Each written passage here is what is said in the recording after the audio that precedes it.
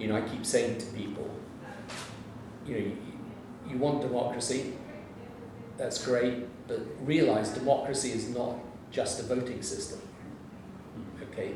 It's about an attitude of mind. And that attitude of mind is open-minded, right? So you can't have democracy without, as well as the freedom to vote, freedom of expression, freedom of religion, an attitude towards other people that is open-minded. And it's really important that we get that message across to people. Demarking religion and politics, and the two don't really mix. What do you think you learned from India, where it's a different kind of scenario? It's not that the two are deeply enmeshed, but there's a certain understanding. Do you think we have something to learn from the Indian experience? Yeah, because I think what India does you want some yeah. What India does is it is at one level secular, but it doesn't mean to say that the society is not still deeply spiritual. Yeah. And I think that's the right balance. Right. So it's not that people have the right to force their religion on others, Yeah. or that the laws of the land are made in a religious way, but it is the case that the society as a whole is proud of its spirituality, its deep influence upon society, and people just, at their best, they recognise this can be achieved by different parts. Going to India now, not as a politician, but as somebody involved in faith issues, what struck you? What do you think? Did you find lots of changes in India, and how do you feel they're managing the kind of materialist aspects of growth with a kind of spiritual?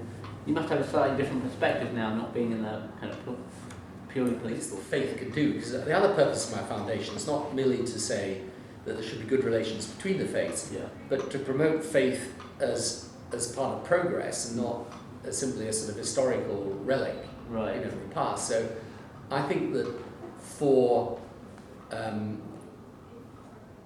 us, the interesting thing about India today is that, as globalization takes root in the country, and hopefully as people are lifted out of poverty, then faith can lend values to that process. Right. Because, materialism is one thing. I mean, people living in abject poverty is another. Yeah. And it's not materialistic to want to get out of that situation, because when you're very, very poor, nothing in your life matters other than trying to relieve that poverty. So I think religion both has a role in motivating people to help others, and helping others will include trying to lift them out of poverty, but it also gives this otherwise rather cold and sometimes even inhuman process, or process of globalization that can be indifferent to humanity. It can give that a sense of direction, a sense of values. And I think what I hope we can do is get a two-way dialogue between people of religious faith in India and the outside world. And I think that's helpful for both. I mean, India is the centre of Hinduism. Sure. That is one of the big faiths of the world. So for the outside world, it allows us to get a window into Hinduism, into India.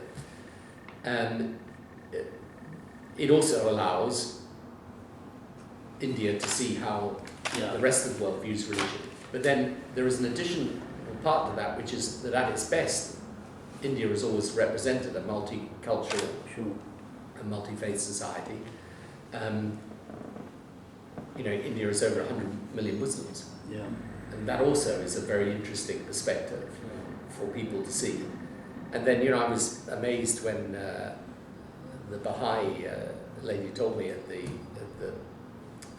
meeting we had that there are 2.5 million Baha'is.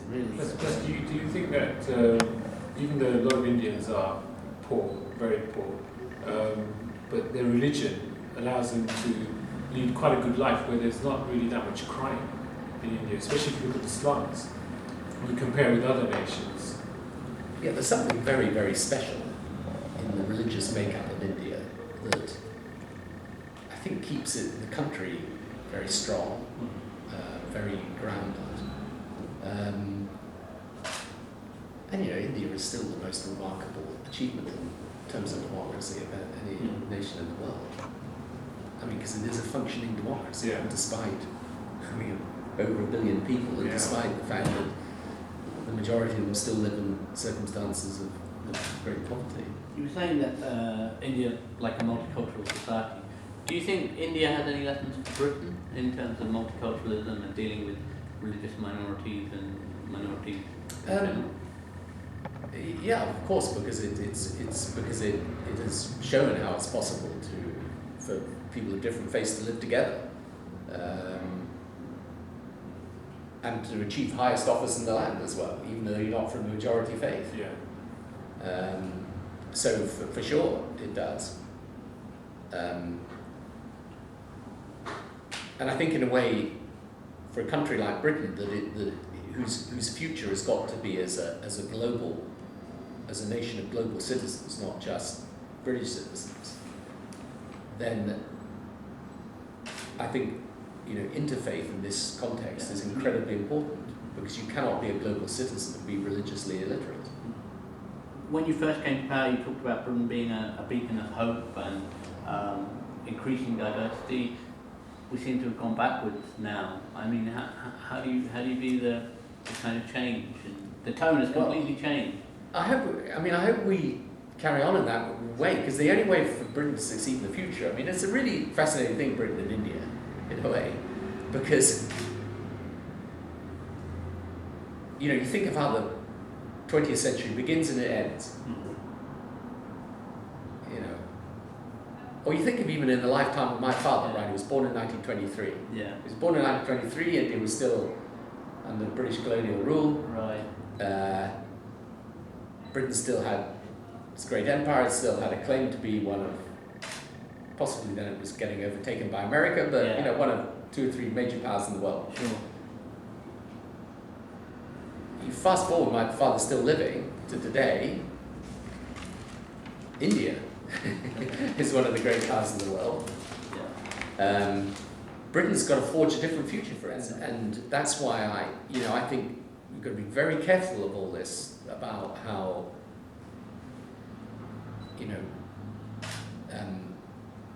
the kind of vision of a country of different cultures and different faiths mixing together is if people say it's no longer valid, I think it's still absolutely valid. Right. Which is not to say you don't have problems at a certain point, but those problems are there to be overcome without losing the essence of what has actually allowed this country to get on its feet and do well. Because in today's world, you've got to be standing there, and your own merits. The fact is, the migration we've had into our country. I mean, you take the Indian community; it's hugely enriched the life of this country. Are there problems of integration in certain parts of immigrant communities? Yes, but the important thing for me is to identify those specific problems, not allow that to then go into a broader denunciation of the concept, because that's not right. It's where we've got specific problems, let's deal with the specific problems. Yeah. And you look at the majority of immigrants who come into this country, they contributed to it enormously.